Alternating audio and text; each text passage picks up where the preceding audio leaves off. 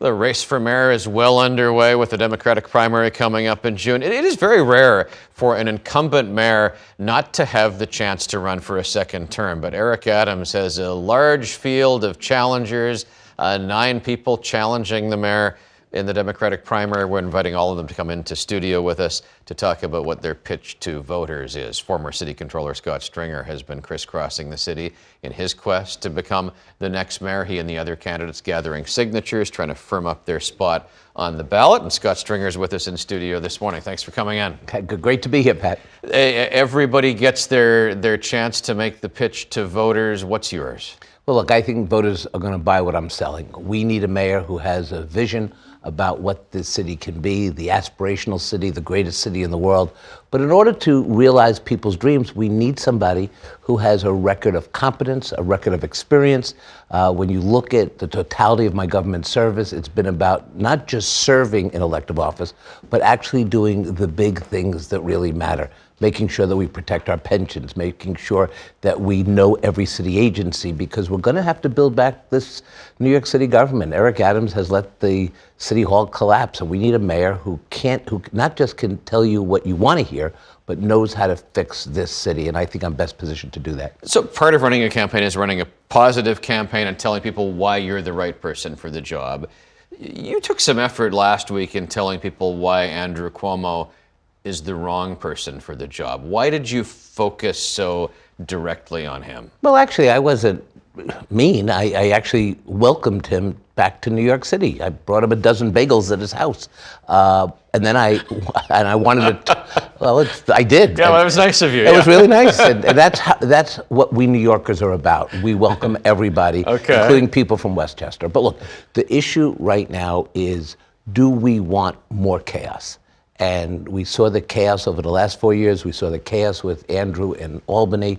I think we need a mayor who's just going to want to serve and build out affordable housing that we desperately need. We need a mayor who's going to fight for our kids in our public education system. I've got 2 kids, in those schools. I can tell you they need help, they need services, and we need a budget that reflects what New Yorkers want to see in our city. People are leaving New York, not the billionaires, but the people who are struggling because the city has become unaffordable.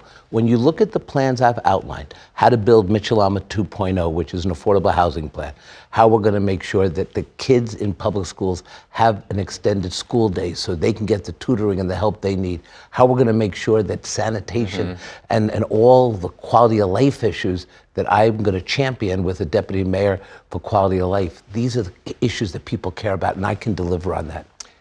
4 years ago, you ran a good campaign. It was, again, a crowded field, and voters didn't choose you. Why not leave it at that? And that was my intention. But after going on the subways, taking my kids to school, enjoying being a private citizen, watching my city on the verge of just not making it, people not making it, people leaving, I said, I have an obligation to get back in and see if I can make a contribution. I ran because I believe in this city. I'm a lifelong New Yorker. I grew up in Washington Heights back in the day. I want my kids to be part of the greatest city in the world. And I have a unique skill set. I served in the state legislature, served as Manhattan Borough President. As Comptroller, we did some of the most important work during and after COVID. I want to take that experience and implement my vision for this city, attract the best and the brightest into government, making sure that we address the needs of working people. From the New York One archives, 2021, your concession speech to Eric Adams. Here's a short clip. I want all my supporters to know that when we know and determine who the next mayor is going to be, we're going to get behind that mayor. We're going to support our mayor. We're going to help build a new government. We're going to make sure that we realize the dreams of real affordable housing, of quality education. Did Eric Adams end up making enough progress on those key issues like education and affordable housing? Look, if he had made progress and if he had run a government that didn't turn into a big corruption scandal, I certainly wouldn't have run against him. But these are very difficult times right now. Look, a mayor has to be able to fight Trump, go to Washington, play chess, not checkers. Eric Adams didn't do any of that. We need a mayor who is going to actually be able to work with Governor Hochul, work with the state legislature. That's why Cuomo shouldn't win. And I believe when you put it all together, the things that I care about are going to matter. Look, you go down the street, what do you see? You see garbage everywhere, right?